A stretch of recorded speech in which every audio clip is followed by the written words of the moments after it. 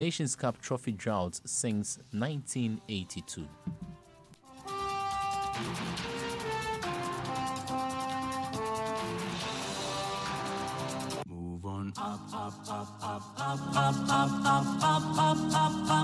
Moving on up is paying from your phone and getting looks of approval from your friends. Moving on up is doing all your banking from your bathroom like a boss. Moving on up is losing your wallet, but your money is still safe. Moving on up is attaching any bank's card to the EcoBank mobile app.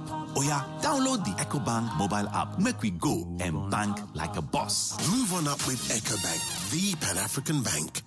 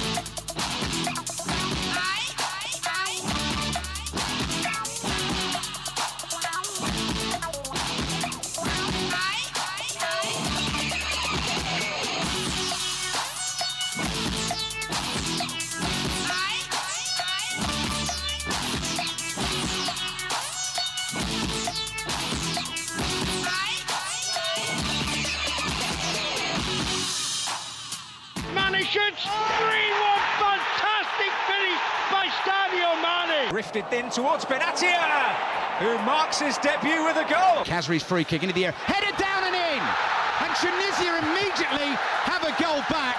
The delivery from Khazri was absolutely perfect. Mahrez, brilliant turn, Mahrez shoots, goal!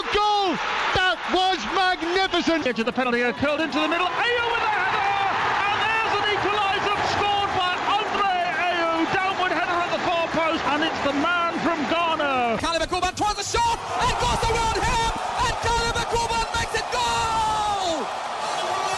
The young man comes in and gets the goal for the Black Stars, 1-0, and the Harambee Stars have a lot of work to do. Zaha looks to try and go around the goalkeeper, and Zaha rolls the ball in underneath the goalkeeper, and it's their talisman, Wilfried Zaha. Oh my goodness, what a goal! Salah has scored from 45 yards. That is an unbelievable finish from Mo Salah. Football together. We are ready. The emotion runs and we know it's stronger than the fear. And so this is why we should go, and we say yeah, yeah, and we say yeah, yeah. Today everyone will be hurt. Nothing can stop us until we get there. The song will come from my feelings, and I know everyone will be singing. So for the first time in the middle of the year, we have the Africa Cup of Nations taking place on the continent. 24 teams will battle it out. Does it mean anything to the tournament? You know, focus will be on the Black Stars. Now, the draw happened last Friday in Cairo with all 24 teams put into, that's how many? 6 groups of 4 each. Now, we know of the group of death, which is in Group D. There's also talk about, Ghana's group as well. The coaches have spoken. We'll be just playing back what happened last Friday. And from the horse's own mouth, Benedict Owusu was in Cairo. He joins us for the draw, inspected facilities, in Ismaili. A good town to play football, trust me. The last time we were there, it happened to be, a profitable venue for us. I'm talking about Ghana and the under-20 team, based in Hotel Mercury, with a nice training facility just beside the stadium. Traveling just few minutes to the stadium itself, 18,000 capacity.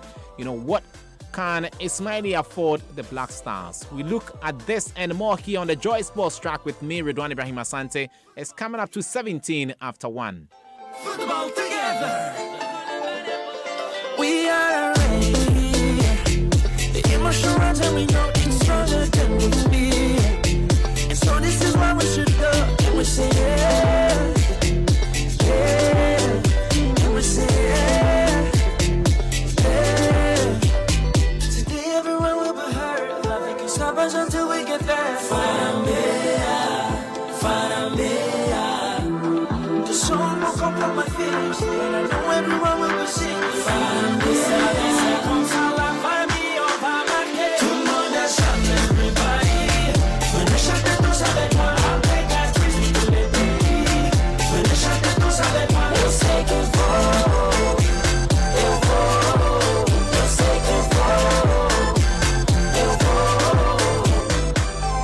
vou. Compared to some other groups, I think it's not a bad group. By saying that, I'm of the view that modern football, there's no country that you can underrate. All these countries are done well to be able to qualify, and once they've qualified, that shows that they are, a team to reckon with.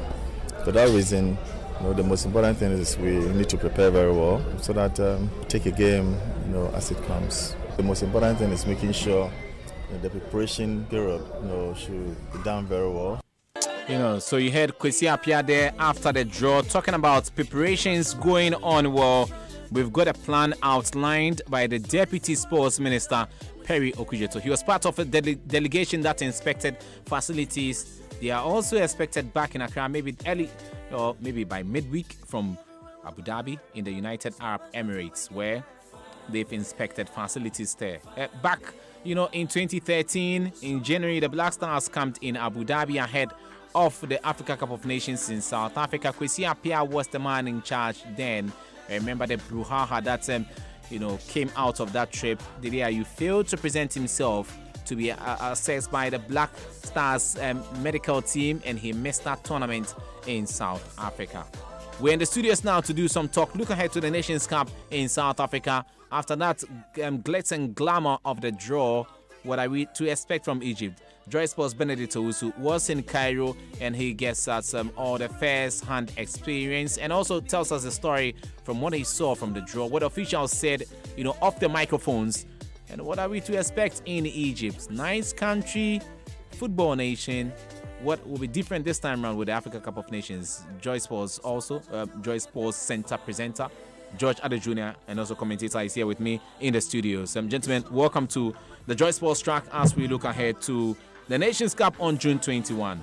Good afternoon. Thanks for having us, everyone. Let's start with you, Benedict. What did you see at the draw in Cairo? What makes you feel that this is a Nations Cup, or Egypt the right nation to host for the first time 24 teams, and for the first time in the summer, that's in Europe and also in our part of the world, mid 2019?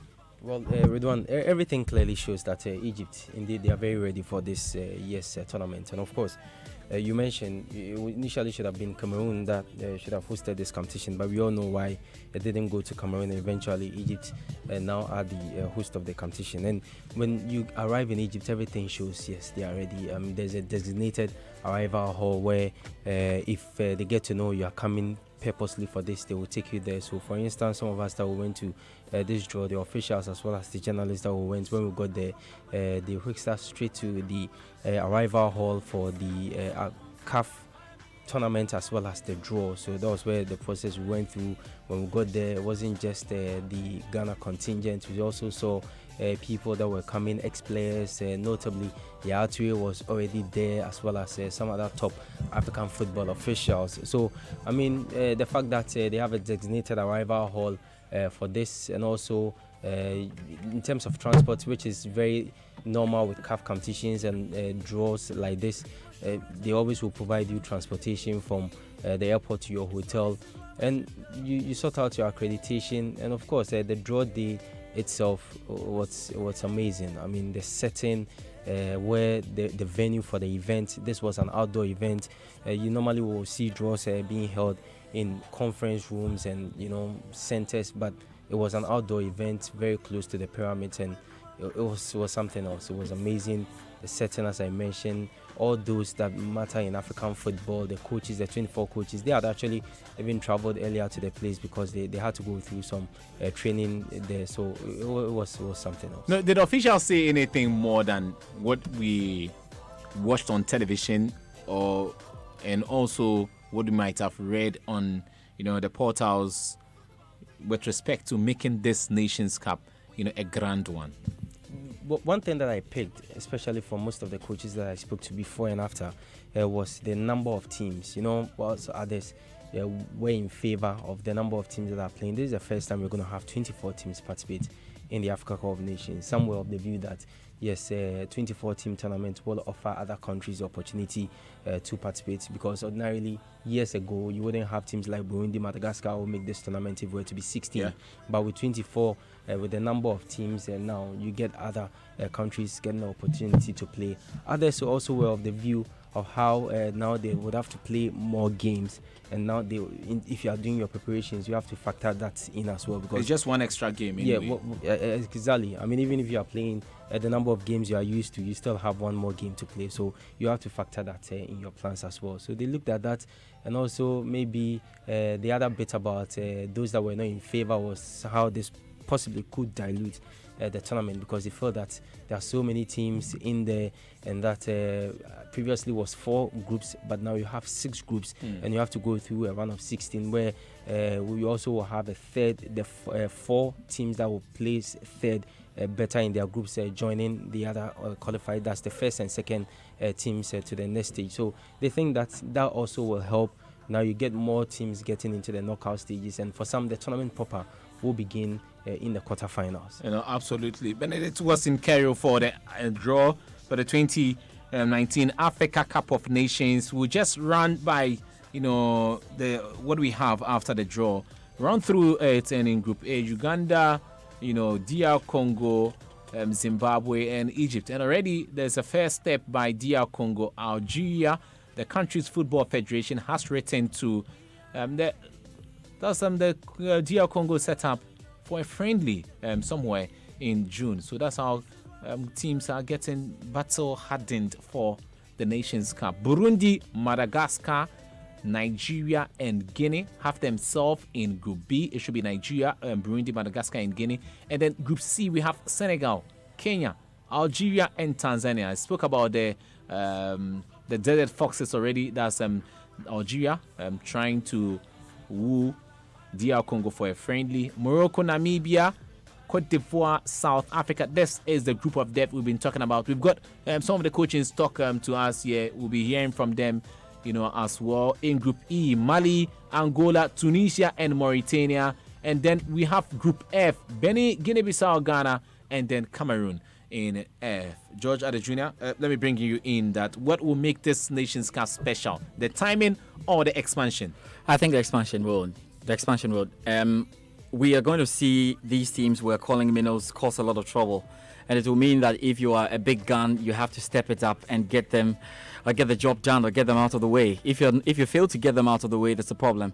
And I think we may make a lot of noise about Guinea-Bissau and Madagascar and Namibia and all these teams coming in without having the pedigree, but I think that it comes down to 11 players versus 11 players, and that's really where it is.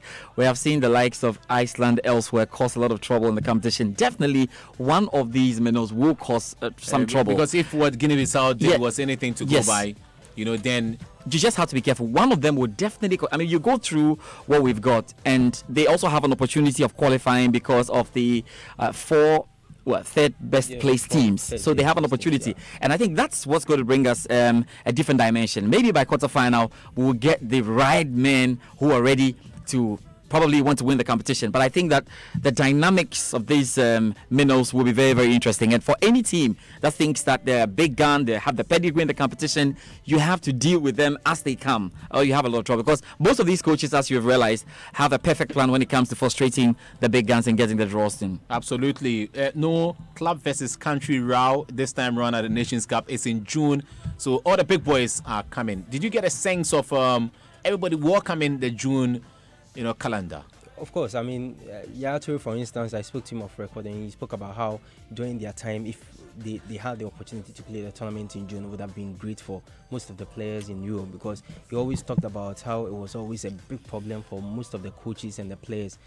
You come and play the tournament, you go back, it's either you're losing your position or your coach is not happy because when they needed you were not around. So he in particular said this is great for CAF, and he knows very well that going forward this will help the African players that ply their trade in Europe, especially with the big clubs. No, so Cameroon, I think it takes a lot of psychological pressure off the boys. Absolutely, everybody knows. Even before you come to play, as was the case before, the club begins to think a plan to save every issue they have in your absence. So who profits? Is it the big boys or the countries with teams with players playing, for big clubs in Europe? Who profits? Who benefits? You have to look at it this way: that the profit goes to other clubs. I mean, it goes to the stakeholders, because if the club at that point, critical point where you need your players to be around, and they are leaving for Africa Cup of Nations, and this time you have them, and the players also possibly losing your position when you come back and you are going to the AFCON, where you know very well that you are at peace, you are done with the season. Imagine the tight title race in England, Liverpool, instance, at this stage, and Sadio Mane, Salah, and the players. Naby Keita. No, these are even Naby Keita is not playing regularly. Okay, but you still got critical players. January, of course. But in January, so let's say if the tournament had happened in January, what it means is that Liverpool would have lost all these players, and only God knows what would have happened to them. So, you understand? So like Mane wouldn't have scored. Liverpool fan. Only God knows what happened. Mane wouldn't have scored the goal he scored yesterday. No. And Salah wouldn't have scored. Yes, Chelsea goalless draw. You remember when Gomez here? Joel Matip as well. And other teams. It's not just Liverpool. You go to other big clubs, they have African players there as well. So not to talk about the French teams. And even for Porto, also they are going to lose as many as they have so many players now, on display on loan. Some of them on loan, and also Moussa Mariga, he plays with Porto, the first team. So it will not just be about them as well, but also big boys. Now, Cameroon were stripped of this Nations Cup because they were not ready.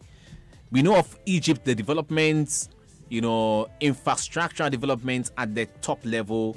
You had a chance to drive through from the airports, through the traffic, to Old and New Cairo. Maybe you were in New Cairo, but if you're going to Old Cairo, it's just the same. You saw facilities there. Tell us, is there something that will blow our mind and say, we're at home, no need to complain? There's a Nations Cup that will give us everything we wanted. The Nations Cup at this point, especially with the 24 teams, could only be, in terms of looking at the host, probably maybe we should be looking at 4 countries now. And that was a point most of the coaches made to me. I mean, Heavy Renard was talking about how if you are playing 24-team tournaments now, it's going to be the likes of Egypt, South Africa, possibly maybe you look at Morocco and then Nigeria, because these are countries with facilities. So I got a sense that, yes, Egypt are very, very much okay in terms of the facilities. And even in Cairo itself, you're going to have 3 groups in Cairo. So Group A, Group B, Group C are going to be based in Cairo, and then we'll have the other groups, Ismailia, where Ghana will be, and then Suez, and the other group will also be somewhere. So it tells you that facilities, yes, pitches everywhere, training facilities are there, hotels. Cairo is very big, it's huge, and everywhere you go, it's a place that you get a sense that, yes, this is a country that will be able to host. Even if you're going to have a 30-team tournament, they will be able to host. How much more 24? So that shouldn't be a problem at all for them. That's the local organizing committee, who is also the EFA president, made mention of that during his address. He talked about how Hosni Abdurabu. He talked about how the facilities there are okay, and for them they wouldn't have problems hosting the teams, as well as the supporters and all those that would want to associate themselves with the Nations Cup in June. I think the other argument, for the coaches who say, well, the others won't get the opportunity.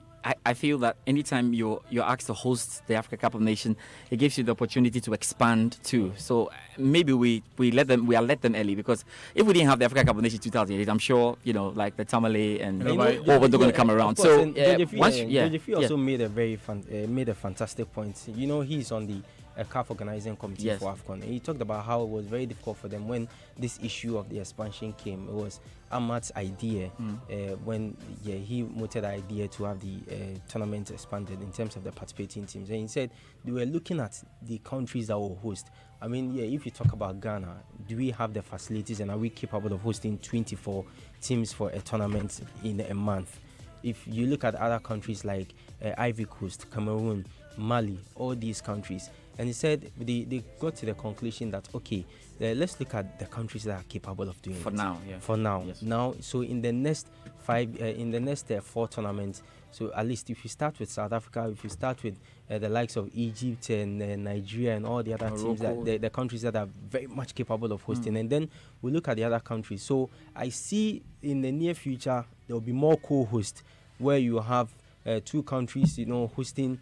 One will have a number of teams and the other will also. And I think it will be dependent on how Egypt will fare. If Egypt are able to do it well, I think we have 6 stadia in the country at this moment. Here. Across the coast, we have Accra, we have Cape Coast, we have Takrady, and then Obuasi, Tamale, and Babayara. So 6 stadia to the rest about hotels and stuff like that. Yeah, Tamale. I think even after 2023, when we host the All Africa Games, you have more. And Ivory Coast, Olympic Stadium. Yeah, and I think Ivory Coast as well can do something greater. So once you are given the competition to host, it helps you to improve fashion it out.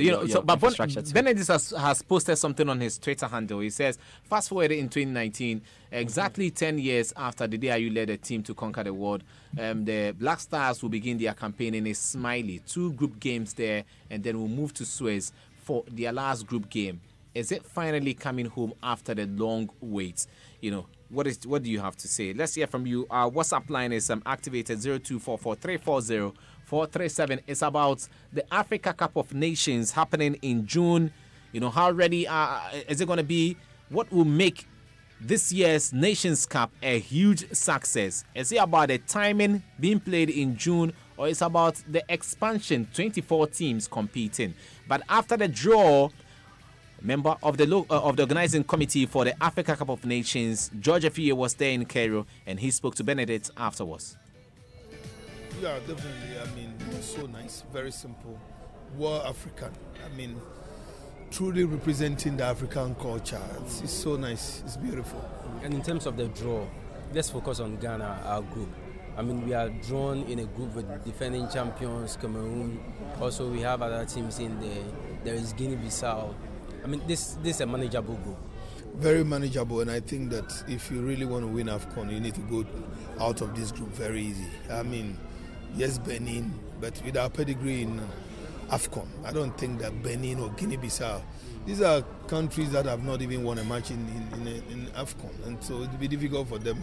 That is not to disrespect them or to underrate them, but the truth is that a football nation like Ghana, irrespective of the absence of we winning in recent times, still it's not enough justification to say that yes, these teams can stop us. I strongly believe that we'll go out of this group easily. Okay, Uncle George, you've been here before and you know the ins and outs of how these things work.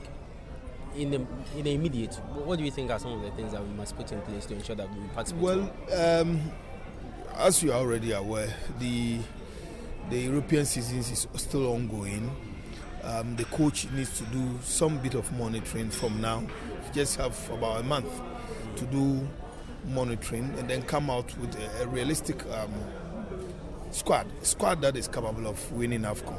I have said in my previous interview that the coach needs to go with a team that is looking hungrier, players who wants to achieve and players who are willing to write history. And so if he's able to put that kind of squad together, I have no doubt that we'll be able to do well in this competition. 24-team tournament for the first time in the history of the Cup of Nations. Was it that difficult for the organizing committee to put together this idea and everything that's happening? Well, this was a policy or campaign message from Dr. Ahmad, and I think that he has lived to realize the dream.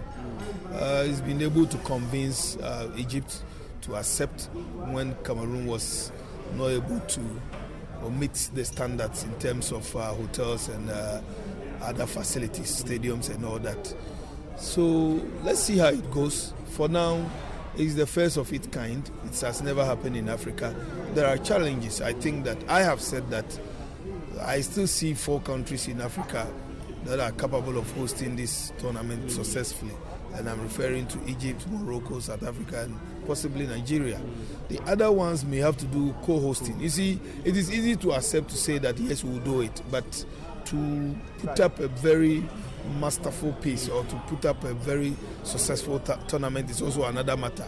I believe strongly that in future we should be considering co-hosting. Even 3 nations like Liberia, Sierra Leone, Guinea, we should be looking at that. Ghana, Cote d'Ivoire, that kind of.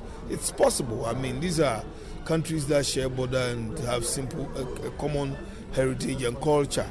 We can do it. And well, since we've moved it to 24, then we should also accept a possibility of doing co-hosting in between the tournaments. Even though CAF has decided for the next 3 editions, I still believe that it's not too late.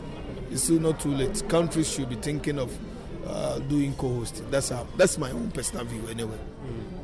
Per the arrangements, put in place by the Egyptians for this draw, a designated arrival hall, everything working so perfectly, transportation and all that.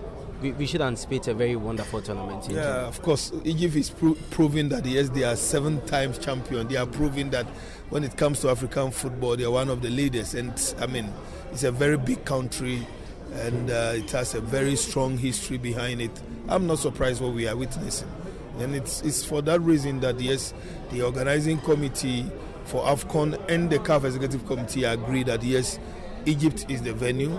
We believe that yes, Morocco and South Africa are also capable. Even my own Nigeria is also capable of hosting. But for now, I have every confidence that from what we have seen and from the meetings we've gone and the assurances and the things that they've been able to do up to now, I have no doubt that they will host a very successful tournament. On the draw itself, you look at Group B, of course. I mean, most of us think that that's the group of death. I don't know where you also stand. You mean the group with South Africa? South Africa, Ivory Coast, we also have Namibia. Yeah, I believe so too. That's a very tough group.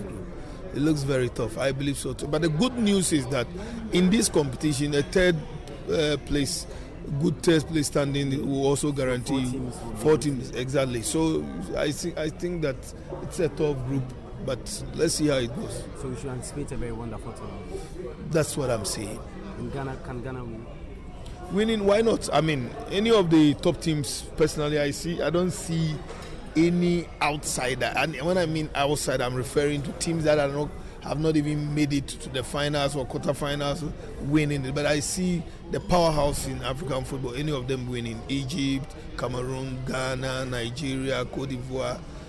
Any of these teams, even Senegal this time, if they put their house in order, and Senegal have always boasted of top class players. But when it comes to competitions and tournaments of this nature, I don't know, they tend to falter. And I don't know, this time around maybe I can see they are more serious than before. Let's see what they bring on board. Uncle George, finally, as a former Black Satellites Management Chairman, former Black Stars Management Chairman, former Vice President of the GFA, I mean, there's a lot of talk about coach, players, and pressure on this team to end a long wait for an African title. This is a perfect opportunity for us, I mean, to end the long wait. But in terms of measuring our expectations, what would you tell the fans out there? Honestly, if I have to speak from my personal view and what I've been able to witness over the years, I think that we should be measured in the way we should be measured in our expectation. A lot of factors, but you see, all the same, countries have come to AFCON looking hungrier. Countries have come that cannot boast of top talents. Countries have come where they were not rated as favorites, and they went on to win. So I have said in my previous interviews that it all depends on what we put in the preparation. It all depends on the players that we assemble. And at the final stages of the preparation, and I'm referring to when you are done with your training tours and you are just jetting into the tournament grounds, there you can tell what the team is capable of doing. But for now, it's an early days years to be predicting. I mean, if you want to predict a team, first know the squad. What kind of squad the coach is going to put together. Then you'll be able to make inputs as to what you expect. For now, it looks difficult for me to just stick my neck out. I don't want to be making blanket predictions to say, let me do a more realistic predictions when I have seen the team put together, assess them, their readiness, their preparation and all that, their commitment, their level of hunger and all that. Then I'll be able to tell you we stand a chance of winning it. You know, so you had George Afie there talking to Benedict Owusu in Cairo after the draw. You know, so we've got also reactions coming in now. Heading to Ghana's preparations for the tournament itself. There's an elaborate plan from the Deputy Sports Minister. I'm talking about Perry Okujeto. Now, you spoke to him. What else did he say apart from what we know from the interview? Okay, so what's going to happen is we'll come for a month before the tournament. We'll start a non-residential here, and then the team will be out there for the pre-tournament campaign. That's likely to be in Abu Dhabi. I got a sense that Coach Kwesi Appiah and Alex Asante, who is acting General Secretary of the Football Association, had already been to Abu Dhabi, but the contingent of that's the Deputy Sports Minister, that's Perry Okujeto, and then Dr. KK Sapon, who is chairman of Black Stars Management Committee, as well as Dr. Kofi Amwa. They currently, as I speak, I want to believe that they are in Abu Dhabi checking the facility, so they will confirm that, but likely that Ghana will come in Abu Dhabi for 3 weeks before the tournament. And we went to Ismailia. From Cairo to Ismailia is roughly 1 hour 30 minutes. I think 2 hours. Yes, 2 hours drive. Yeah. It depends on your driver and the car you're using. So 1 hour 30 minutes, 2 hours from Cairo to Ismailia. The stadium, which is 18,350, is not ready yet. They are putting finishing touches to it. The pitch, I understand they will bring guys from UK to grass the pitch, so they are very ready. In terms of facilities like hotels, the team hotel looks very, very nice. There are places where, in terms of, if you're a journalist, if you're a fan and you want to go to Egypt to witness this competition, you get a very comfortable place to absolutely. I think the problem would be traveling from Ismaili to Suez, which is a bit of a distance. Well, that's I think before I asked one guy, Tariq, who lives there, and says from Cairo to Suez is far, but you can go by flight. That will take you 2 hours or so. That's like from Alexandria. It's like from Cairo to Alexandria. It's the same as from Cairo to Suez. So I can imagine if it will take you 2 hours, and then if you go by road, that you spend possibly maybe 4 to 5 hours on the road. But aside that, facilities and everything, it's in order. Yeah. You know, the rules are good as well. Fans will really enjoy the competition. Yeah, okay, so we've got some comments coming in on our WhatsApp line. Finally, it's coming home. Ghana may not be one of the favorites, but we are in for a tournament. Uriku Harrison Hacho. Maybe they should increase the interval from 2 to 3 years so countries can prepare. AFCON comes around too quick. This is from Wilson talking about the time frame. But let's hear from Perry Okujeto after the draw. Spoke to Benedict as well, and then that was where the mention was made about our preparations. Well, you know, such draws are one of the biggest events on the football calendar, especially for men's football. So like you saw, it was a very colorful event in a strategic location. You saw that the Egyptians were trying to project their country by taking all of us into the pyramids. Very colorful event, spectacular. Then to the event itself, Ghana has been drawn in Group F. I think we have a formidable group. In football, I don't believe in looking down on any team. Every team went through a qualifier, went through a lot to get here. So no team is an underdog. So for me and the rest of our team, we're taking our group as seriously as possible. We're not going to relent in our efforts to make sure that our team is well prepared to take on the rest of the group. Especially Cameroon is no cheap team. They are defending champions. For me, what I'm looking forward to is paying Egypt back in their own coin when we hosted in 2008 and they took the cup. I'm also believing that in 2019 they will host us and we will take the trophy home. That is what I'm hoping for. But our group is manageable. Of course.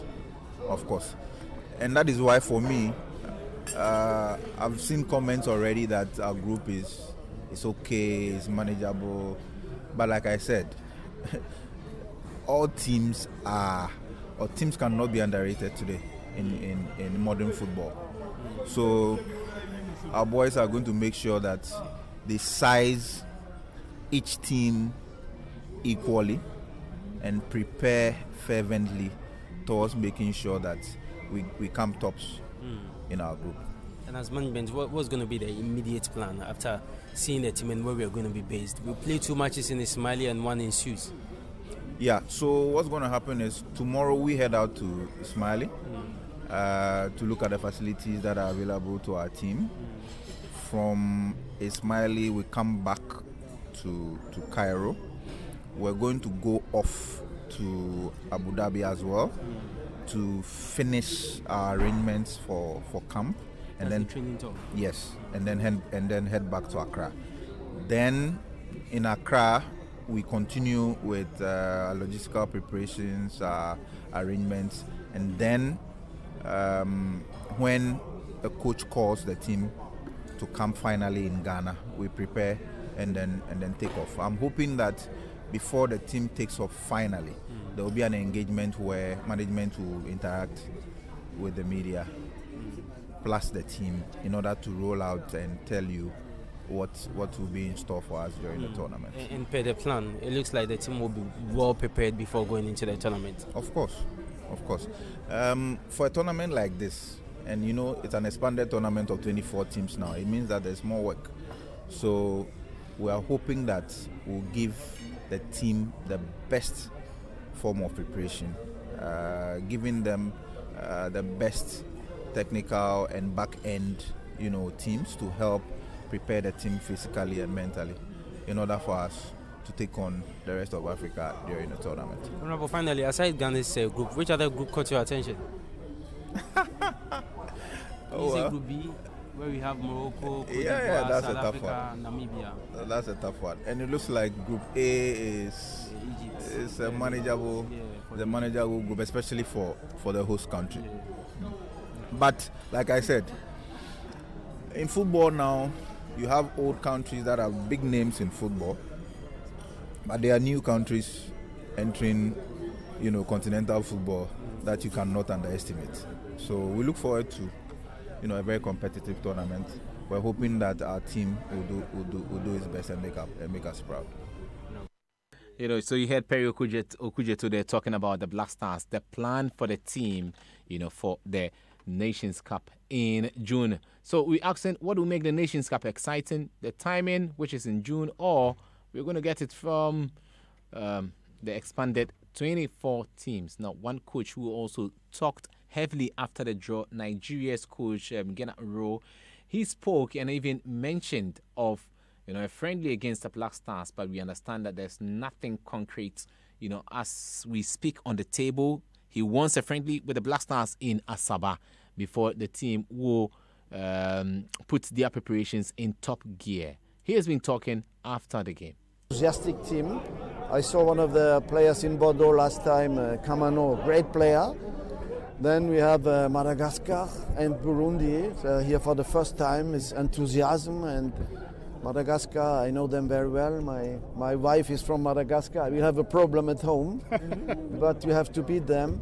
And Burundi, they eliminated Gabon with Aubameyang, so they also have a good team. No, there are no easy matches for us.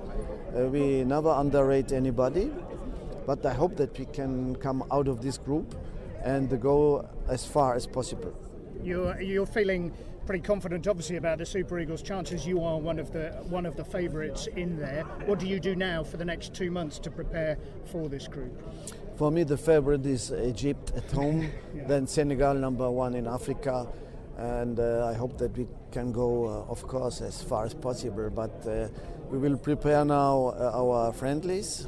I think there will be in the beginning a friendly in Nigeria against Ghana. And a second friendly, we want to do that against Senegal. So we will have 3 weeks of preparation. I hope the players will finish well the season. We don't have these big stars like Nigeria had in the past. We have a young team. The teamwork is our strength, and we want to do with that. And I hope that everybody will be fit after a long season. Thank you very much. Coach, Coach, finally, you mentioned you mentioned Egypt, you mentioned Senegal as favourites. How about Ghana? Yeah, Ghana also, of course. Of course, Ghana is also one of the favourites. I hope that we can play this friendly in Asaba against Ghana. And in the history of the AFCON, Ghana was all the time very strong. Will be the same, a good technical team. And I think they will qualify also for the second round. And I hope we can invite them later. And 24-team tournament, what do you make of that? Pardon? For the first time, 24-team tournament, what do you make of that? Yeah, this is a good thing. We have to open the football, you know. This is a trend now everywhere. In the World Cup, and I think European Championship also. We have to open our football, and it's good to see new countries with this enthusiasm and with this elan they can bring in the African Cup of Nations. Enthusiastic team. I saw one of so you heard Rode talking about Nigeria and moving forward. Also, Namibia are back to the Nations Cup, and Ricardo Manetti is the man in charge, leading the team once again at the tournament. It wouldn't be just about the big boys, but also clubs that can throw spokes into the wheels, national teams that can throw spokes into the wheels of the big boys at the tournament. Of course, Namibia, they want to be part of those who will come and spoil the party. We need to divide things a little bit. You have 3 teams that all want to win the cup. You have South Africa, you have Cote d'Ivoire, you have Morocco. All of them have aspirations to win the cup. And unfortunately, not all of them, only one can win it. And for Namibia, being the underdog, it's a perfect situation. It's a perfect scenario. No pressure for us. We are here to gain experience. We're here to learn. And you cannot come after 10 years and say that you want to be a big shot at AFCON. No, it's not going to happen. But for us, one thing that's for certain, one thing is for sure, we are not called brave warriors for nothing. We're very brave. I know my players are excited. My players are excited. They wanna show the big guns. They wanna learn. They wanna get experience. Look, as I already said, that after 10 years of qualifying, we're trying to win a game here. We're trying to cause an upset and gain experience. Yes. So we're going to prepare very well for that. We need to prepare better than the 3 teams we're going to face. Okay. Because we're not having the infrastructure, we don't have the structures around the team. We're a much smaller team than them, less experience than them. So the only way we're going to work on our strengths, which is things that we know how to play against bigger teams. So we need to prepare properly. Okay. Would you say your group is a group of death? For the other 3 years, not for us. But what's the strategy? What's the plan? Look, if you are Namibia, when you come to AFCON, any team you face is going to be strong. I think what makes this group a group of death, like you are saying, for the 3 teams, is the fact that you have Cote d'Ivoire, Morocco, South Africa in one group. It doesn't become a group of death because Namibia is there. So for us as Namibia, we know our place. We are here after 10 years, so we are not here to win the cup. Those teams are there to win the cup. The pressure's on them, and we're going to prepare to upset any of those 3 teams. So you had Namibia's coach. I'm talking there. And for you after the draw, there's also Hervé Renard from Morocco. Yes, we have a difficult group, but I think all the group will be very difficult. So we have to be concentrate immediately when we start the competition. This is positive things. Sometimes you are thinking your group is too easy and you start the competition slowly and you fail. So at least we'll be aware about our difficult group. Yeah. You will face now the Cote d'Ivoire team that you win with it, the African before, and also the South African team and Namibia. How do you think the most important team or the tough team do you have in this group as well? Ivory Coast we know perfectly, like I said before, and we are facing them for the third time since I'm in Morocco. Yeah. So it's a lot of time. We got success twice. So we hope for the third time we'll get a success against them, and be careful with Namibia and South Africa. They are performing very well. So, but when we want to come to one AFCON with ambition, we have to be ready to beat everybody. What is your promise for the Moroccan people? I never promise anything. We have to play now. Thank you very much. So Hervé Renard there after the draw, talking about his group. That's in Group D, where we have the big boys in the Cote d'Ivoire and South Africa. Namibia's coach Ricardo Manetti says it's not a group of death for his team. But we have to switch now and just move away from the Nations Cup briefly and talk about the Champions League, the European Champions League, UEFA Champions League coming back tomorrow. Big day for Manchester United at the Camp Nou. Yeah, they will hope to overturn the 1-0 deficit. If they can do that, we're yet to find out. Manchester United versus Barcelona. And then Ajax drew 1-1 with Juventus at home. Now they have to go to Italy and try and get a result. That's going to be really difficult for them, but let's see where it goes to. We're still hoping for the dream Ronaldo-Messi final. Let's see if the two can get there. And on Wednesday, we've got the two sides going. Liverpool lead Porto by 2-0. The other, Stadio de Dragao, and they'll be looking to try and get it back in there. If Porto can get the 2 goals needed, and if he score, get over this tie.